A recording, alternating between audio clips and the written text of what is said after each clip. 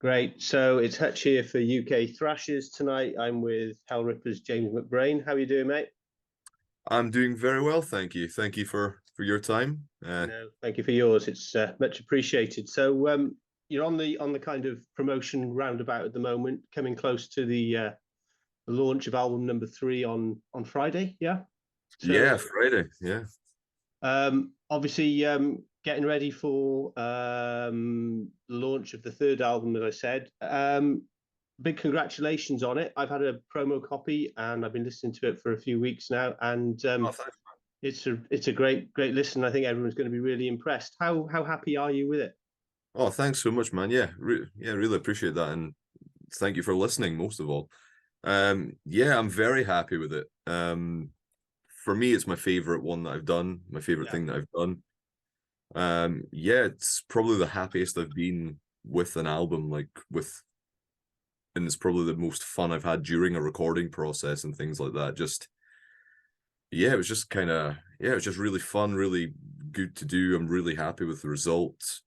I think the songs are better than before, and yeah, I'm excited to get out there. It's been a while now. I mean, I started writing it like over 2 years ago now. yeah, yeah. Yeah, so it's good to finally kind of get it out there.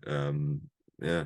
Are you in a position like a lot of musicians where by the time the album actually comes out that you're already kind of moved on past it and you're already looking at the next lot of work that you're doing? Yeah, basically. I mean, yeah, they usually, I mean, with the last two albums anyway, the kind of waiting period's been about what, 6 months or so. Yeah, The last album was actually almost 10 months from like giving it to the label to the release. So yeah, this time it was 6 months. The last time it was about 10 months. So yeah, the album, yeah, you know what I mean? It's like it's been half a year since I yeah. finished the album. And like I say, it's been like 2.5 years, 2.5 years or something since I started writing the album. So yeah, I've been working on the next album and a few other songs for like EPs and stuff that I plan to release at some point. Still very kind of early stages. I had no idea when I'll finish all that and all that. But yeah, it's always yeah, it's the worst. It's the worst bit, the waiting. Like you're Yeah, you're done, and then you've kind of yeah, you just I want to get it out there just now, but like immediately. But yeah, you've got to wait, and yeah, yeah, it's just a waiting game, and yeah, it's exciting to see like how people will react, and especially since it's quite some parts are quite a departure and stuff from the usual Hellripper stuff. So it's quite exciting to see what people will say. Will they like it? Will they hate it? Um, as long as they're not indifferent. yeah. You don't want a 6 out of 10, do you? But no, yeah, I just appreciate anyone that listens and gives it a go. And yeah, it's Yeah, just exciting to get out there and see what people say. I always like seeing how people, people's thoughts, like they compare it to different bands and stuff like that. And sometimes you get stuff that you never even thought of, and it's interesting. Like they'll say bands that I've never even heard or yeah, whatever. It sounds like this, and they're like all strong vibes from like this band or something. And I've never heard the band before, and it's cool. Like it's cool getting people's different perspectives on it. It's interesting, and then I can go and check out these bands that I've never heard of before, and they're great. yeah. It's probably easier that way in some respects. I was looking on your Facebook page earlier on, and obviously the reviews are starting to come in, and all positive from what I can read, and looking really good. Obviously, you've been doing this for God, 8, 9, 10 years now, so quite a long Yeah. time if you think about it in terms of how it progresses. How have you coped with the kind of typical review cycle and the fact that people will give their own opinion, which is what we do as reviewers, etc. But do you pay a lot of store to it? Do you kind of take it on board? Do you how do you approach reviewing, and how do you approach people's critique of your music? Yeah, I like reading it, whether it's positive or negative. Yeah, I just like seeing people's thoughts, and yeah, I always take it on board. I always look to see.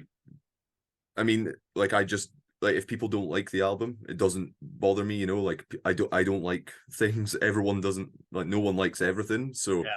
I'm very aware that people might not like my music. So it's you know, I just don't take it personally. I just it's just a thing that happens. So I read all like I try and read all the reviews if I can. I see like what people like and see what people point out, see what they don't like, and then see if you know if someone says they don't like something, I can then look at that and either agree and say, okay, yeah, that does make sense, and then you know I can take that on board and Yeah. change that in the Yeah. future.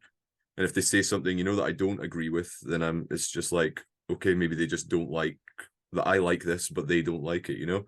Yeah. So Yeah. it's valuable. I think it's valuable learning, like getting criticism from people, and yeah, it's just yeah, just if people, Sure.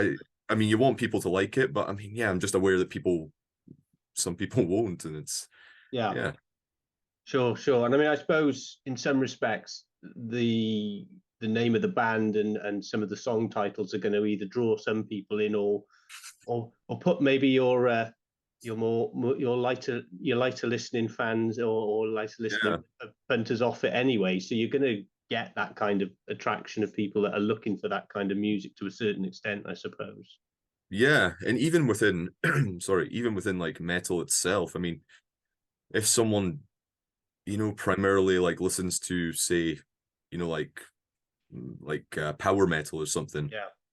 their taste is going to be very different to someone that their favorite bands are like Midnight Toxic Holocaust and stuff. So you've got to take, you know, people's point of like people's own personal tastes into account as well. I mean, you know, like even if I hate a band, I might love the guitar playing like because it's like really shreddy or something, but I really hate the music or something, you know, it's just because that's what I like.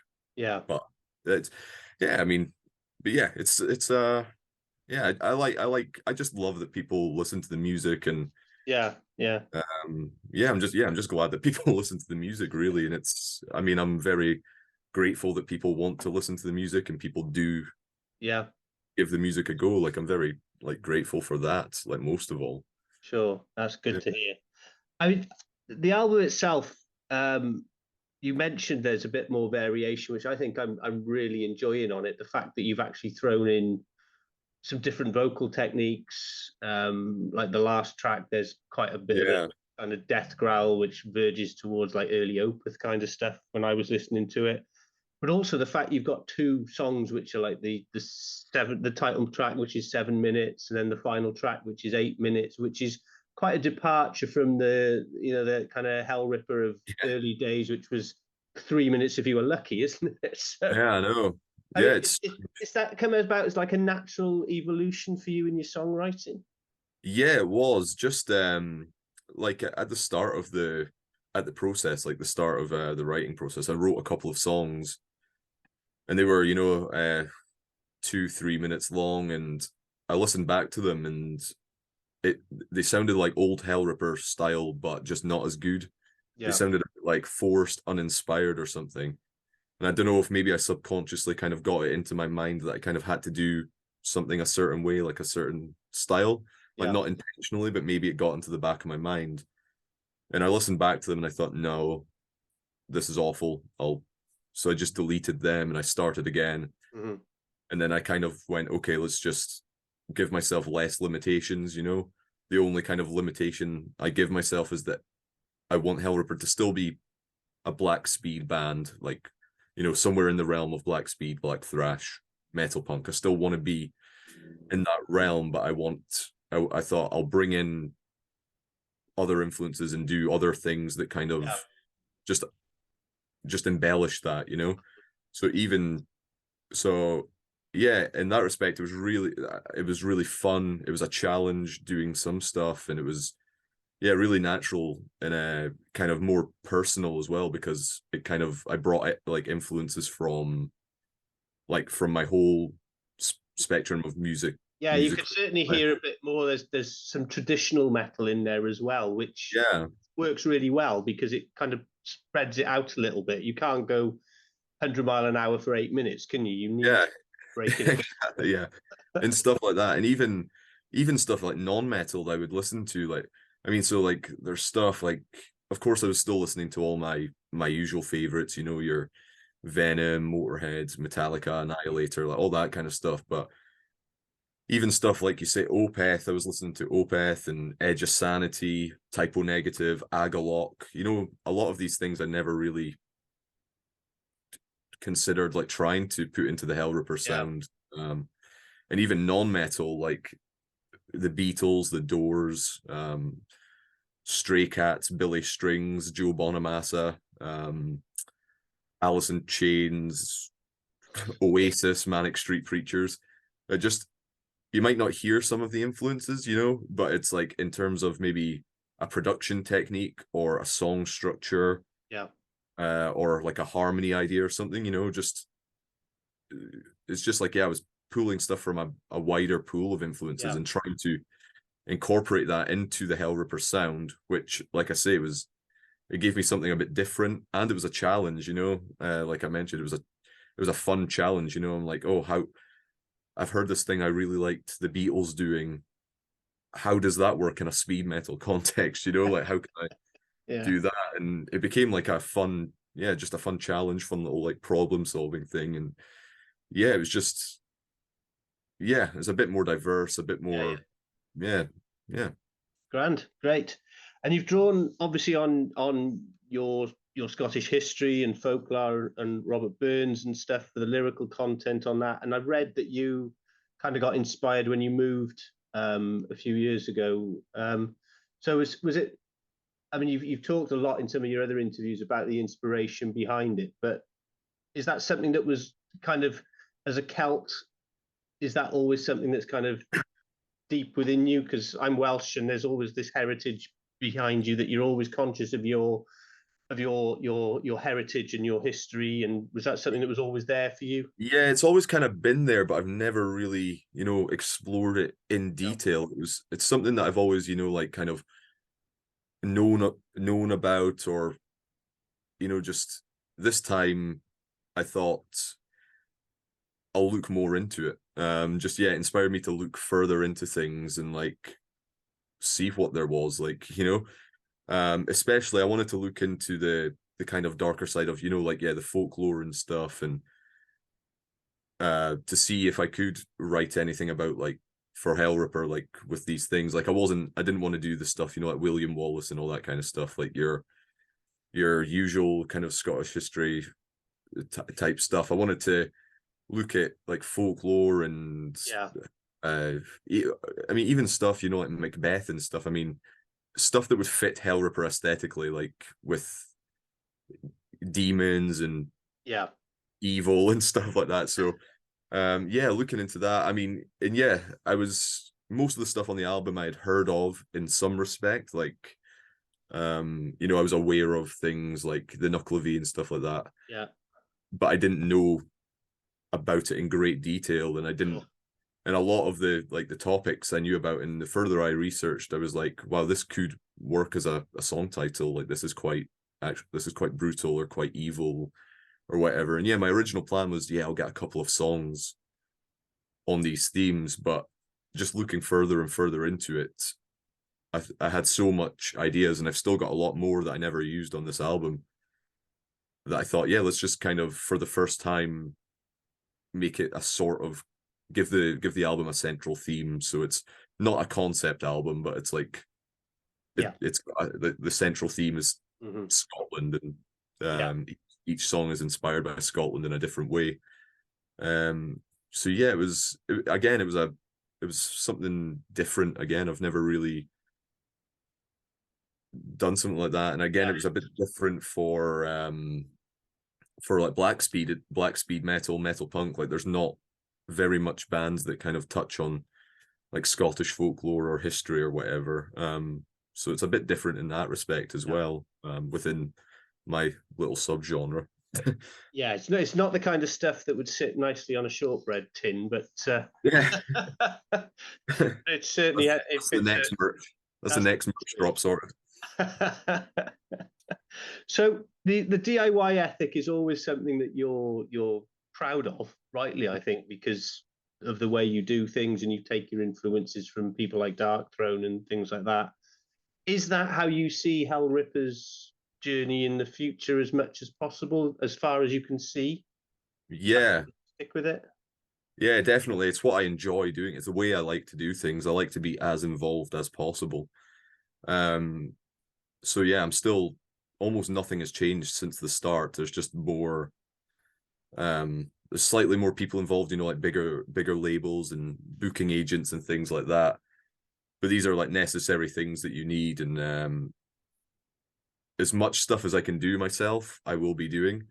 Yeah. For like all the merch, I love doing that, like, you know, sending the merch and dealing with my store and the social media. I love doing that, answering all the emails and stuff, because yeah, you know, like I like to, yeah, I just like to be as involved as possible. And yeah, there will, I mean, if the band keeps growing, it it will reach a point where like more people need to get on board for whatever reason, I guess. But I'll still always try and do as much as I can by myself. Like, yeah, my last two weeks or so have just been constantly packing orders. Actually, maybe 3 or 4 weeks or something. Whenever, yeah, can't remember when I started packing orders. Yeah, but the past few weeks it's just been packing orders non-stop, and Yeah. then that'll probably continue for another 2 weeks or something. Like, it's just, yeah, I just enjoy doing it, and it kind of, it keeps you aware of things, I think. Yeah. Like, I don't want to, I wouldn't like to not know what's going on. Yeah. You know, like, I like to, you know, like, yeah, like I like to know who buys stuff, and it's cool knowing, you know, kind of almost like, yeah, like a personal kind of connection. Like, I know someone will buy something, and then I'll recognize their name, and then if I meet them at a show or something, like, Sure. you know, like, Yeah. they It's tell me nice their to name. have that connection, isn't it? Yeah. Yeah, so it's, yeah, I want to be as connected to people that support me as possible. I like, yeah, the band is just what I like to do, and so I like, yeah, I like all aspects of doing Yeah. everything. And right now it is manageable. Yeah. Sure. It's, there's a lot to do, but yeah, it's manageable. So I want to continue doing it Yeah. for as long as I can, and I'm grateful to be able to do it. Sure. And you're not banned from the post office yet, then? No, but the collections have been very sometimes that I don't think they can be bothered coming to collect Yeah. uh, Sure. when I've got like a million parcels to. Yeah. I bet. I could I see try, that. I'm assuming some of that stuff, most of the stuff behind you, is stuff that either needs to be packed or is going on tours and stuff with you. Is that right? so that's just, no, that's basically stuff that's not touched. This All is right. all those boxes and stuff. Oh Christ. Okay. That's all vinyl and stuff, and then there's stuff out in the hall, Yeah. in the hallway as well. Yeah. So yeah, my room's a bit of my office is a bit of a Yeah. mess right now, but we just came back from a show in Glasgow, so there's just Yeah. kind of boxes shoved around the place because, yeah, I had to bring some of it for the shows, so I So got home let's let's talk about that, because obviously that, I think that's probably your, is that your first gig of the year? Yeah, first gig of the year, yeah. Yeah, and it was sold out, I understand. Yeah, sold out, which is really cool. I think that's the third Glasgow show in a row we've sold out, which is crazy to me. And yeah, again, I'm very grateful. It's yeah, I love playing in Glasgow. The crowds are always just Yeah, yeah. crazy. So I saw you last year with Gamma Bomb down in Bristol, um, um, which was a good match. Completely different styles in terms of how you play, but both thrash in essence. Obviously, Yeah. Gamma Bomb are a little bit more straightforward thrash. How was that? How was that little trip that you did with them? Because you did a few dates with them, if I remember rightly, didn't you? Yeah, it was around a week or so. And Yeah. yeah, I loved it. I mean, Gamma Bomb have been one of my favorite bands for like what, 13 years or something now. Like Yeah. since I first really got into metal, like 12, 13 years. Since I like discovered like thrash and stuff after after Metallica and all that. But yeah, so it was great. I mean, just first of all, just to like tour with them, like without even knowing them and stuff, it was exciting and really cool. Like, Yeah. so I've always been a fan, and I love their new stuff as well. Like, I think their new stuff is some of the best stuff they've done. And yeah, and they were and when we met them, yeah, absolutely the nicest guys ever, really accommodating, really fun to speak with. And yeah, it was just and a great band as well, great live band, and fun to watch every night. And so yeah, it was really good as well. And it was our first proper UK tour as well. Like, we've never really done more than a few, maybe 2 or 3 days in a row in the UK, I don't think, until then. So that was kind of our first proper UK tour. And yeah, we'd never been to like Bristol, Huddersfield, I'm trying to think, even Edinburgh. We've only played once in Edinburgh, and that was like 6 years ago or something, like 6 or 7 years ago. So it was a lot of places, even just within the UK, that we'd never been to or didn't play much. And yeah, I can't speak more highly of the guys in Gamma Bomb. Really killer band. And yeah, even Chris, shout out to Chris from Gamma Bomb, the drummer. He was willing to fill in on drums for our drummer Max. He was, about a week before the tour, he messaged saying, I've like really badly hurt my arm. I might have broken it. I'm not too sure. And we were like, oh no. And he was like, okay, for now I cannot move my arm, but I'm getting x-rays back like in the next 2 days or something. And so we were like, oh, we might need a new drummer like for the tour. And Chris from Gamma Bomb said if we needed, he'd fill in. So he learned the set. In the end, it was all fine. But yeah, it was good to know that we were kind of covered in that case. But yeah. So you've got the core band now. You've got so it's Max, Joe, and Clark. Is that right? Clarky, yeah, Clarky, yeah. Yeah. So they're your three. Then they've been with you for a good while now.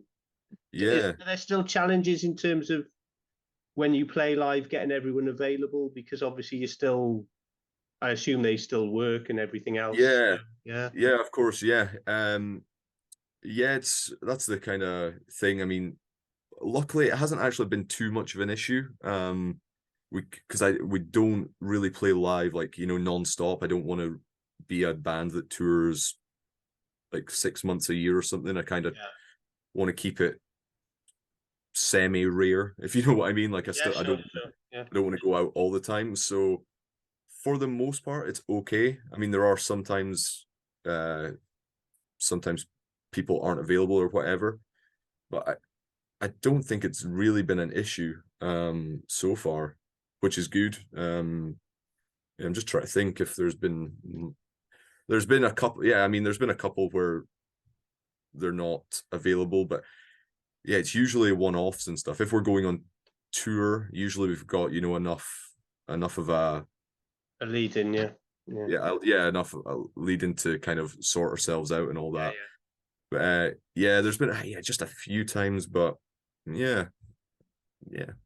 So, that's fine. So you've played Europe a little bit. You've had a few dates abroad. How's it been in terms of your reception across Europe? Are there any countries in particular that stand out as ones where, if you've got, because I know you've got some festivals in the summer, haven't you, in Europe? I mean, are there ones where you'd say that's definitely where we want to go back because we had a great reception?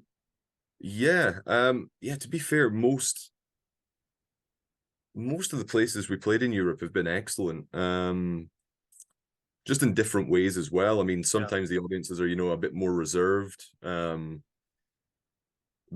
like, you don't know if they like you because they kind of stand still or whatever, and you think, okay, they hate us. But then afterwards, like, they're like, oh, it was amazing. So it just depends. But I always love. We've played in the Netherlands a whole bunch of times, and we're going back there very shortly. I just love anywhere. I can't think of anywhere where it's been negative. It's always been a good reception. And it depends on the show as well. Sometimes the crowd's really up for it, depending on the other bands and stuff. If it's more of a thrash crowd or more of a yeah, just a crowd that want to go mad. Yeah, I'm just trying to think. Yeah, I loved the time in Scandinavia was real fun. Yeah. Norway was cool. We played at Oslo, and at the end we like jumped in the crowd, you know. And we got like absolutely beat up, like yeah, it was just like we got like punched and like pushed, like proper mosh pit. Yeah. While we're trying to play, that was a bit unexpected, but it was great. Yeah. Yeah, it's been great. I've got no real complaints, like, to be fair, from anything.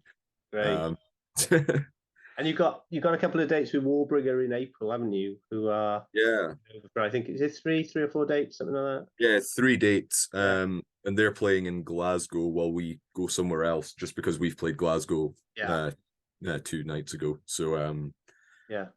And again, it's kind of same deal with Gamma Bomb. I've been a fan of Warbringer since however long, like 12 years or whatever. Yeah. So yeah, again, one of my favorite bands, and I'm looking forward to that and meeting the guys. And Yeah. I've seen them live once, and it was excellent. So look forward to seeing them another couple times. Brilliant. Great. So just finally wrapping up, you've got dates throughout the year, as I've seen on your social media and stuff. You're obviously writing already. Any other plans? Where are you going with the band? Is it focused now on making sure you get all those merch orders out and getting the everything Yeah, else? for the next few days, that's kind of my focus. But yeah, we're going to be throughout the UK and Europe for the rest of this year. Like, you know, we're going to be away most of the summer in Europe. And then we've got kind of like one-offs and weekenders throughout the year. And then 2024, we're hoping to do a European tour at the start of the year, like early in the year.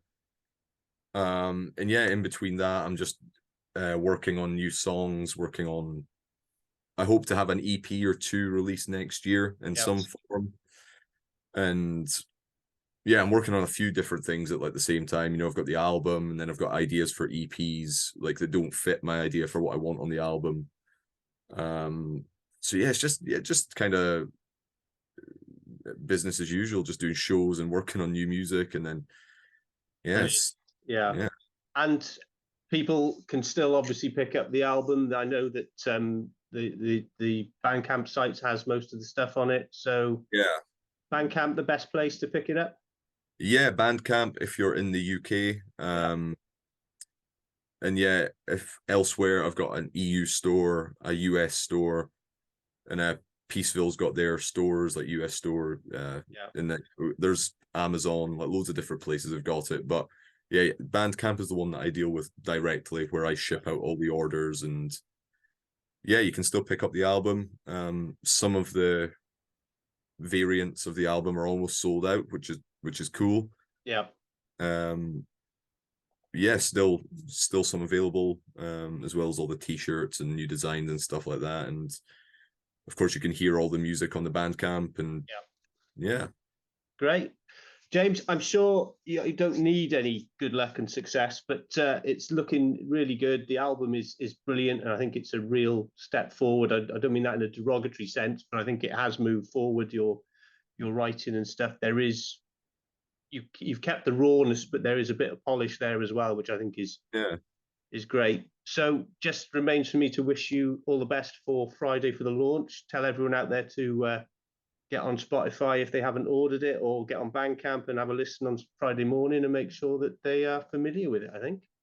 Yeah, man. Thank you so much again for taking the time to speak to me, and for liking the album, for even listening to the album. Yeah, man. It's very much appreciated. I'm very grateful for your support, man. Yeah. Thank you. All right. Okay.